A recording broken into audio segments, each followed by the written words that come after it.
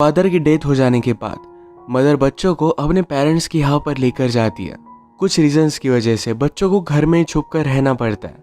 यहाँ से एक बहुत ही अजीब तरीके से स्टोरी अनफोल्ड होती है। हेलो फ्रेंड्स, आज मैं आपको फ्लावर्स इन द एटिक ये 2014 की एक हॉलीवुड मूवी एक्सप्लेन करने वाला हूँ। अगर आपको वीडियो अच्छा लगता है तो प्लीज़ इसे लाइक और कमेंट ज़रूर कर दीजिएगा। अब बिना किसी देरी के एक्सप्लेनेशन स्टार्ट करते हैं। मूवी स्टार्ट होती है और हमारी कैरेक्टर कैथरीन ही हमसे बात कर रही थी। वो कहती है कि लाइफ में कब क्या टर्न आ जाए इसके बारे में आप बता नहीं सकते। पहले तो हमारी लाइफ बहुत ही परफेक्ट थी, पर उसके बाद बहुत ही डेंजरस से टर्न आए। अब ये सब क्या था ये हमें फ्लैशबैक में पता चलेगा। हम कैथरीन की फैमिली देखते हैं जिसमें उसके छोटे से ट्विन ब्रदर और सिस्टर्स थे और एक बड़ा ब्रदर था जिसका नाम था क्रिस्टोफर। मदर का नाम था कोरिन और फादर का भी नाम क्रिस्टोफर ही था। फादर हमेशा अपने काम से ज़रा दूर रहते थे। आज वो घर पर आए तो उन्हें देखकर सब लोग बहुत ही एक्साइटेड थे। फादर ने भी सबके लिए गिफ्ट लाया था। मदर के लिए उन्होंने एक बहुत ही एक्सपेंसिव नेकलेस लाया है। इसके बाद वो बच्चों के साथ गार्डन में खेल रहे थे। कैथरीन अपने फादर से बात करती है, कहती कि आप इतना ज़्यादा दूर मत जाया करिए। वो उन्हें मिस करती है। घर में सब लोग बिजी होते हैं और उस पर कोई भी ध्यान नहीं दे पाता। वो और कुछ बता पाती इससे पहले कोरिन अच्छी तरीके से तैयार होकर बाहर आ गई। वो एक्साइटेड थी क्योंकि फादर को प्रमोशन मिल गया है। अब वो और भी ज़्यादा बिजी हो जाएंगे। इस बात से कैथरीन को बहुत बुरा लगा।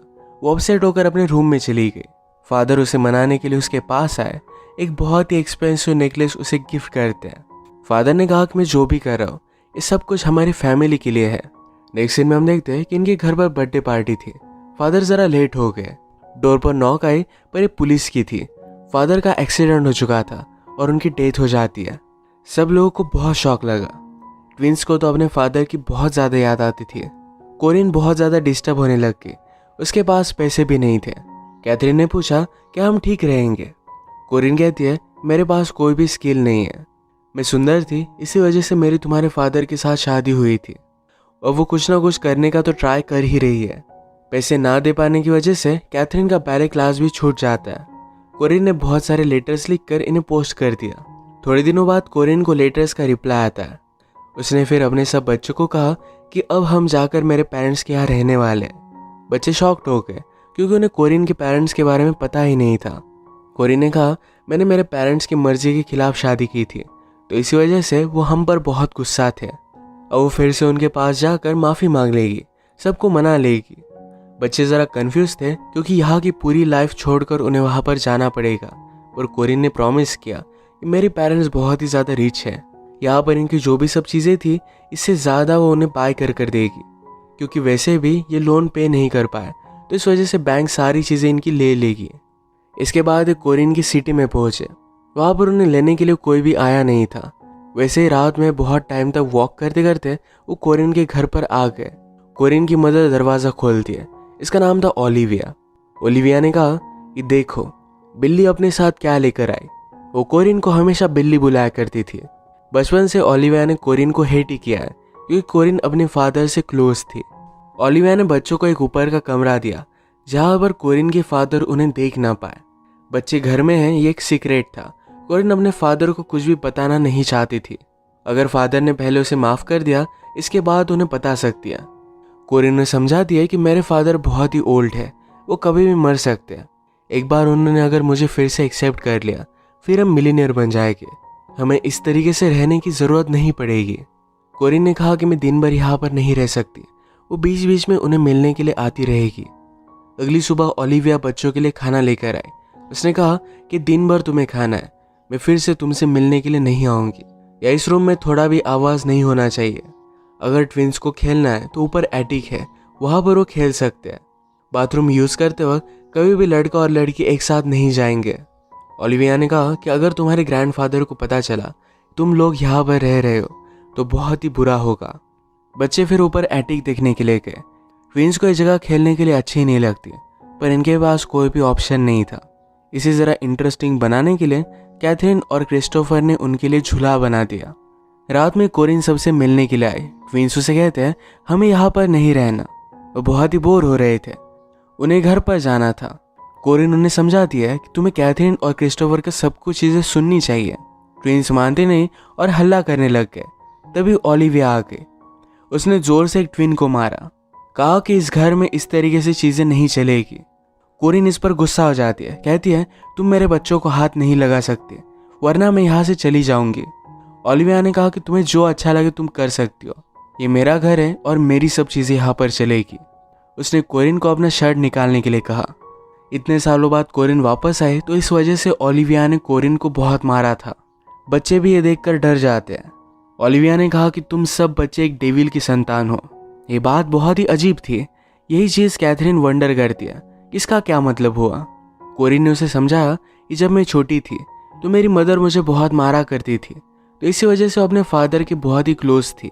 हमेशा मेरी मदर मेरे फादर को मेरे खिलाफ बहुत ही अलग अलग चीज़ें बताया करती थी। स्लोली मेरे फादर भी काम में बिजी हो गए थे, तो इस वजह से मैं घर में अकेली पड़ गई। तभी मेरे फादर का हाफ ब्रदर हमारे पास रहने के लिए आया, क्योंकि उसकी मदर की डेथ हो गई थी। यानी कि वो कोरिन का इनडायरेक्टली अंकल था। वो बहुत ही हैंडसम और काइंड हार्टेड था। कोरिन और उसमें प्यार हो गया। इन दोनों ने भागकर शादी कर ली और इसी वजह से इनकी फैमिली इन पर बहुत ज़्यादा गुस्सा हो गई थी। फादर ने भी कोरिन को उनकी विल से निकाल लिया था। ओलिविया ने कोरिन को कहा था कि अगर तुम्हारे बच्चे हुए तो एबनॉर्मल होंगे, पर ऐसा कुछ भी नहीं हुआ। इसके बाद नेक्स्ट सीन में हम देखते हैं ट्विंस के लिए क्रिस्टोफर गार्डन पेंट कर रहा था। ओलिविया ने कैथरीन से पूछा कि ऊपर चल क्या रहा है। कैथरीन कहती है कि क्रिस्टोफर पेंट कर रहा है, वो एक बहुत ही अच्छा पेंटर है। ओलिविया पूछती है कि कभी उसने तुम्हारी पेंटिंग बनाई है क्या, तुम्हें कपड़े निकालने के लिए उसने कहा। कैथरीन को यह बात बहुत ही कंफ्यूजिंग लगी। ओलिविया समझती थी जिस तरीके से कोरिन का अपने अंकल के साथ अफेयर हुआ, उसी तरीके से इन ब्रदर सिस्टर में भी कोई रिलेशनशिप हो सकती है। अब इसके बाद थोड़े दिन बीत गए थे और कोरिन बच्चों को देखने के लिए आई ही नहीं। वो आने के बाद कहती है कि मुझे पूरा टाइम मेरे फादर के साथ ही बिताना पड़ा। वो सेलिंग गई थी, उनके साथ पिकनिक पर गई थी। ये बात कैथरीन को अच्छी नहीं लगती। उसने कहा 1 मंथ हो गया तुम हमें देखने के लिए आई ही नहीं। तुम्हें जल्दी अपने फादर को मनाना चाहिए, हमें भी बाहर जाना है। हम इतने भी बुरे नहीं कि वो अपने खुद के ग्रैंड चिल्ड्रन को एक्सेप्ट ना करे। कोरिन अब उन्हें सच बताती है, कहती कि मेरे फादर ने मुझे माफ़ किया, पर एक ही कंडीशन पर कि मुझे कोई भी बच्चे नहीं। अब वो उन्हें बच्चों के बारे में नहीं बता सकती। फादर बूढ़े हैं तो उनके मरने का इंतज़ार इन्हें करना पड़ेगा। कैथरीन अपसेट थी, पर क्रिस्टोफर उसे समझाता है कि जल्द से ये टाइम भी गुजर जाएगा। उनकी ट्विन सिस्टर उनके पास आई और कहा कि कोरिन मिल नहीं रहा। वो हाइड एंड सीक खेलते हुए एक बॉक्स में बंद हो गया था। इसे जल्दी से जाकर खोलते तो अनकॉन्शियस हो चुका है। कैथरीन ने उसे हॉट वाटर में बहुत हीट किया, उसके बहुत अच्छे से ख्याल रखती है। इन्हें हेल्प करने के लिए कोई आया भी नहीं था। इसके बाद और भी टाइम गुजर जाता है। अब डायरेक्टली क्रिसमस आ चुका था। कैथरीन ज़रा पॉजिटिवली कहती है कि हमें ओलिविया के लिए गिफ्ट बनाना चाहिए। ये गिफ्ट बनाने के बाद ओलिविया सिर्फ इसे देख लेती है और वैसे ही फेंक कर चली गई। कोरिन जब इन्हें मिलने के लिए आए तब बहुत सारे गिफ्ट लेकर आए। बच्चे बाहर की दुनिया मिस करते थे तो उनके लिए एक टीवी भी लेकर आती है। उसने कैथरीन के लिए एक बहुत ही ब्यूटीफुल सा ड्रेस लाया हुआ था। कैथरीन ने कहा कि ड्रेस पहनकर हम जाएंगे कहाँ, हम हमेशा ऐसे हाइड होकर नहीं रह सकते। आज घर में क्रिसमस की पार्टी थी तो कैथरीन और क्रिस्टोफर दोनों आने की जिद करते हैं। कोरिन भी इसके लिए मान गई। उन्हें पार्टी में लेकर गए, पर ऊपर के लिकर कैबिनेट में उन्हें बंद कर रख दिया, जहाँ से वो सिर्फ पार्टी देख सके। एक बॉटल लेने के लिए ओलिविया ऊपर आई थी, पर वो निकालती नहीं, वो बच्चों को पकड़ ही लेती है। पार्टी में फर्स्ट टाइम हम कोरिन के फादर को देखते हैं। वो बहुत ही बूढ़े थे। कोरिन के फिर से फैमिली में आने से उन्हें बहुत अच्छा लगा था। उसे एक बहुत ही एक्सपेंसिव नेकलेस गिफ्ट करते हैं। पार्टी के बाद जब बच्चे यहाँ से जा रहे थे तो कोरिन को एक आदमी के साथ वो देखते हैं। उसे कह रहा था कि हमारी लाइफ एक साथ स्टार्ट करने के लिए मैं रुक नहीं सकता। उसे कहीं दूर लेकर जाना चाहता था। कैथरीन को यह बात अजीब लगी, पर क्रिस्टोफर कहता है मदर अब अमीर होने वाली है, उसके पीछे तो बहुत लोग होंगे। कैथरीन अपने रूम में चली गई, पर क्रिस्टोफर आसपास घूमता रहता है। जब कोरिन को यह बात पता चली तो बहुत ज़्यादा गुस्सा हो जाती है। क्रिस्टोफर के आने के बाद उसने उसे जोर से स्लैप किया। अगली सुबह उन्हें सॉरी बोलने के लिए आई। क्रिस्टोफर ने पूछा कि आदमी तुम्हारे साथ कौन था। कोरिन कहती को मेरे फादर का लॉयर है, हमें उसकी ज़रूरत है, हमें मेरी मंजिल के बहुत ही करीब हो। उसे बहुत बुरा लगा कि उसने कल ये सब किया था। वो कहती कि हम इस तरीके से नहीं रह सकते, अगर हमारे पास पैसे नहीं तो क्या हुआ, हम कहीं भी एडजस्ट कर लेंगे। बच्चे सुनकर उसे कहने लग गए कि हम यहाँ पर रह सकते हैं, ज़्यादा वरी मत करो। एक्चुअल में कोरिन उन्हें मैनिपुलेट करने लग गई थी। वो खुद इतनी लालची है तो कभी भी ये सब छोड़कर नहीं जा सकती। एक दिन ऊपर क्रिस्टोफर लड़कियों के मैगजीन्स देख रहा था कैथरीन जब ये उसे पूछती है तो छुपा लेता है। इसके बारे में कैथरीन ने कोरिन से पूछा। कोरिन ने कहा कि अब तुम लोग बड़े हो रहे हो तो ये अलग अलग चेंजेस तो आने ही वाले हैं। वो कैथरीन के लिए एक ड्रेस लेकर आती है। जब ये ड्रेस कैथरीन पहन रही थी तो क्रिस्टोफर उसे देख लेता है। ये जरा ऑकवर्ड था तभी ओलिविया यहाँ पर आ गई। उसे लगता है इन दोनों में कुछ चल रहा था। ओलिविया गुस्सा होकर कोरिन को पनिश करना चाहती थी, उसके हेयर्स कट कर पर क्रिस्टोफर उसे मना करता है। रात में ओलिविया ने कैथरीन के सर पर टार लगा दिया। सुबह होने पर इसे निकालने के लिए वो बहुत ट्राई करते हैं पर निकाल नहीं पाते हैं। कैथरीन क्रिस्टोफर से कहती है कि तुम्हारी कोई भी गलती नहीं थी, तुम सिर्फ मुझे देख रहे थे। क्रिस्टोफर ने कहा कि तुम मेरे बहुत पास हो, मैं हमेशा लड़कियों के बारे में ही सोचता रहता हूँ। उसे लगता है कि कैथरीन बहुत ही ब्यूटीफुल है पर वो इस तरीके से सोचना नहीं चाहता। कैथरीन के हेयर से टार निकालने का कोई भी वे नहीं था तो उसने उसके सारे हेयर्स कट कर दिया। एक दिन कैथरीन जब डांस प्रैक्टिस कर रही थी तो क्रिस्टोफर और वो मस्ती करने लग गए। ये गलत है, ये रियलाइज कर एक दूसरे से दूर हो जाते हैं। आजकल ट्विंस बाहर जाने का नाम भी नहीं लेते थे। उन्होंने उन्हें खिड़की में आकर बाहर जाने के लिए कहा पर फिर भी वो मानते नहीं। 1-2 साल ये सब यहीं पर रहे हैं। कैथरीन और क्रिस्टोफर को भी बाहर जाना था तो रात में एक रस्सी की मदद से नीचे उतर जाते हैं। एक ब्यूटीफुल से लेक के पास आए। ये वंडर करते हैं कि क्या कोरिन उनके लिए कुछ करेगी। वो उस पर अब ट्रस्ट नहीं करते। कोरिन बच्चों से मिलने के लिए आई पर डायरेक्टली 4-5 मंथ के बाद वो बच्चों से कहती है कि मेरी शादी हो गई है। वो हनीमून पर थी, इसी वजह से उनसे मिलने के लिए नहीं आ पाई। क्रिस्टोफर कहता है कि ऐसा अब नहीं चलेगा, 2 साल हो गए, हम यहीं पर बड़े हो रहे हैं, वो इस तरीके से अब यहाँ पर नहीं रह सकते। कैथरीन ने कोरिन से पूछा क्या तुम्हारे हस्बैंड को हमारे बारे में पता भी है।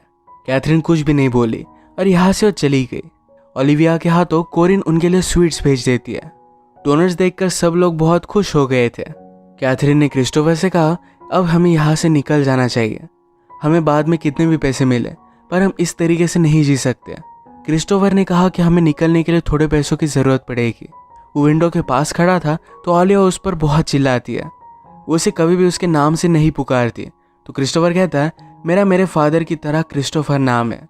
इस बात पर ओलिविया और भी ज़्यादा गुस्सा हो गई, उसे कोड़े से बहुत मारती है।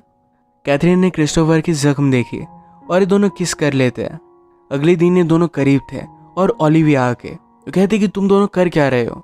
क्रिस्टोफर रोते रोते ओलिविया के पैर में गिर गया। कहता है कि मुझसे बहुत बड़ी भूल हुई है, प्लीज़ मुझे माफ़ कर दो। ओलिविया गॉड पर बहुत बिलीव करती थी। उसने कहा तुम्हें गॉड ही माफ़ कर सकता है। ओलिविया के जाने के बाद कैथरीन बहुत ही कन्फ्यूज्ड हो गई। क्रिस्टोफर से पूछती कि तुम ये सब कर क्या रहे थे। क्रिस्टोफर हंसने लग गया। उसने ओलिविया की कीज की कॉपी बनाई थी। अब वो जब चाहे यहाँ से निकल सकते हैं। अब हर रोज़ रात में जाकर घर से थोड़े थोड़े पैसे निकालने लग गए। ऐसे थोड़े थोड़े पैसे चुराते हुए इन्हें बहुत टाइम लग सकता था पर इनके पास कोई ऑप्शन नहीं था। एक रात जब ये ऐसे ही निकले हुए थे तो कोरिन का हस्बैंड ड्रंक होकर सोया हुआ था। कैथरीन उसके पास गई। वो क्यूरियस थी तो उसे किस कर लेती है। इसके बाद वो पैसे लेकर रूम में आ गए। बाहर क्रिस्टोफर फेंस को देख रहा था। ये अभी अभी बनवाई गई थी और इस पर इलेक्ट्रिक का शॉक भी वो लगवा रहे थे। इस इलेक्ट्रिसिटी को बंद करने का स्विच उसने ढूंढ लिया। घर में आकर वो देखता है तो कोरिन और उसका हस्बैंड बात कर रहा था। उसका हस्बैंड कहता है कि मुझे एक सपना आया जिसमें तुम जैसे एक छोटी सी लड़की मुझे किस कर रही थी। क्रिस्टोफर समझ गया कि कैथरीन थी। उस पर बहुत ज़्यादा गुस्सा हो जाता है। गुस्से में एक दूसरे के साथ इंटीमेट हो गए। कैथरीन क्रिस्टोफर से कहती है कि अगर तुम चाहो तो हम ये सब चीज़ें बंद कर सकते हैं। क्रिस्टोफर ने कहा कि मैं तुमसे बहुत प्यार करता हूँ।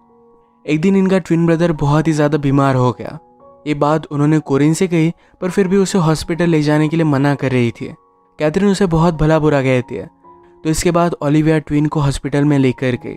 अगले दिन ओलिविया इनके पास आई।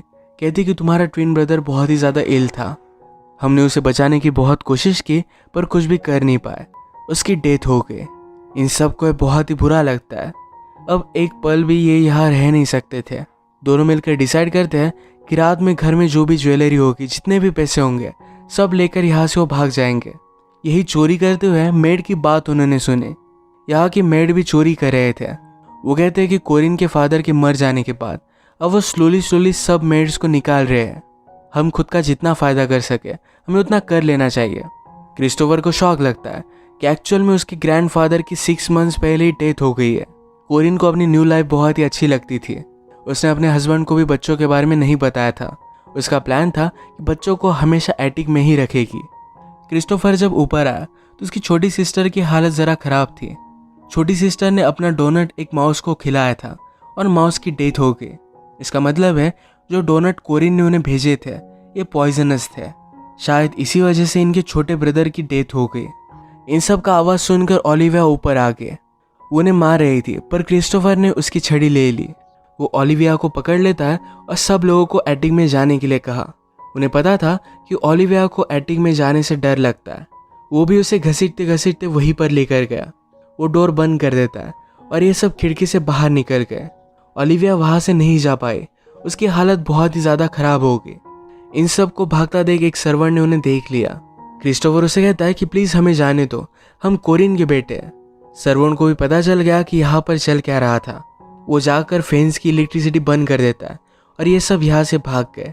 कैथरीन हमसे कहती है अब हम उस प्लेस पर कभी भी नहीं जाएंगे, पर हमारी मुलाकात फिर से हमारी मदर से हो सकती है।